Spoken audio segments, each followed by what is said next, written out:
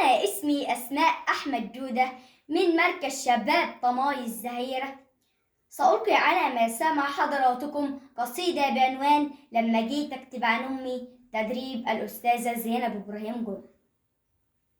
لما جيت أكتب عن أمي قلت عنها شيل هم، قلت دي بتجري في دم، قلت ياما حاجات كتيرة مش جديدة.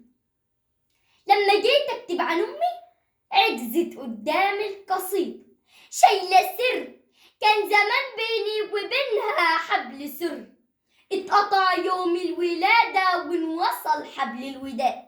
حب ما تحولش عادة من كلام رب العباد، حبها أصلا عباد.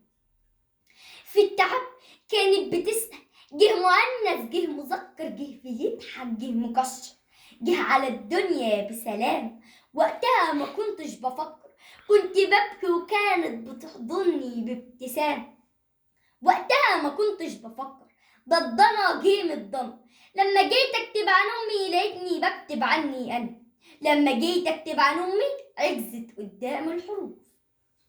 قام الالف زعق وقف، قال لي ما تفهم يا ولا، ده انا مشترك في اسم من لا شريك له، واول الاسم الف واول الام الف، ودي مش صدف، ربك بيخلق من العدم. خلق القلم وهنا على وهن، شالتني لحد ما بلغت الحلم، وياما بتدلع عليها وياما بتمنى عليها، وياما حوطتني بجناحها وياما دمعت في عينيها، ومن ايديا تات ورجلي داست على البلاط وداس عليها عجل زماننا، وكانت بتحضني ببساطة. لما كنت بتعب كانت تطبطب، كانت تجيب لي الشوكولاتة. كبرت فجأة لقيتني بزهق من كلامها عن السجاير، عن العيال اللي مصاحبهم، عن الدراسة. خش ذاكر يا جدلة، تقول لي ده انت راجل، ده اللي قدك دخلوا دنيا. بص يا ابني وخلي بالك، ده السنين زي الكولونيا، تحطها تطير بسرعة ما تلاقيش لهواها ريحة، ده السنين بكحة وصريحة. أمي ما بتعرفش تجرح بس ياما بتجرح. لما جيت وقفت قصادي قالت لي انت امتدادي، انت نور عيني اللي شبهي، انت دونا عن ولادي. وقتها انا كنت غاوي للغناوي، كنت اسيبها قاعده وانزل اترمي في حضن القهاوي. هي دي احلى عيشه؟ هاتلي نار على فحم شيشه، هاتلي طاوله، امي دي فاكراني طيشه؟ لا ده انا راجل بشنب بصورة دقن. ولما جه الحزن دقني والزمن خد مني خان، والدوا اللي عند امي مش لاقيه في الأجزخان. كنت ليلة كنت برجع والدعاء صالب لظهري، والتعب فار الطريق، والسنين بتقول لي اجري.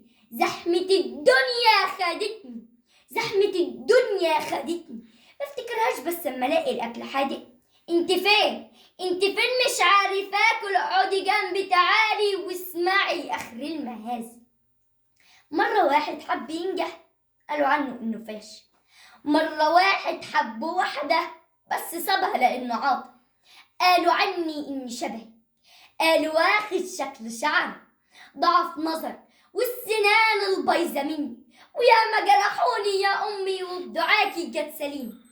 هما لما يقولوا عني ابن امي دي شتيمة، كملي جميلك يا امي وبعد عمر طويل اوي روحي للرحمن قوليله ان ابني بيحبني قوي، وياما زعلني وسامحته، وياما زعقلي وكان يكفيني بس اني اشم ريحته. كان كتير يصعب عليا لما اشوف في عيونه جرح، مهما يعمل لسه ابني اللي كان في اللفه خايف، مهما ينطق لسه سامعه ماما من اصغر شفايف. كملي جميلك يا امي وبعد عمر طويل قوي روحي للرحمن قوليله هو ابني امتدادي، هو نور عيني اللي شبهي. ولما جيت اكتب عن امي برضو كل كلامي عادي وشكرا.